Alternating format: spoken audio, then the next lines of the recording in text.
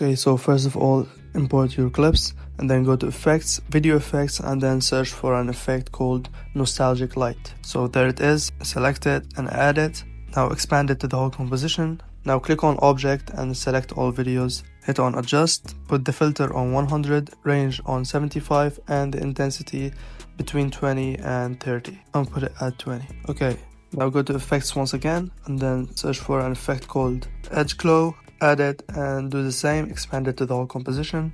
Click on object and select all videos and set the glow to 10%. Now we're almost done. Now go to filters and go to the movies tab and search for an effect called blue gray. Select it and then put it at 100. Make sure to expand it to the whole composition and then click on adjust once again. Put the brightness on 5, put the sharpen on 100, highlights on 20, and shadows on -10, vignette on +15, and that's it guys. Thank you guys for watching and see you guys in the next one.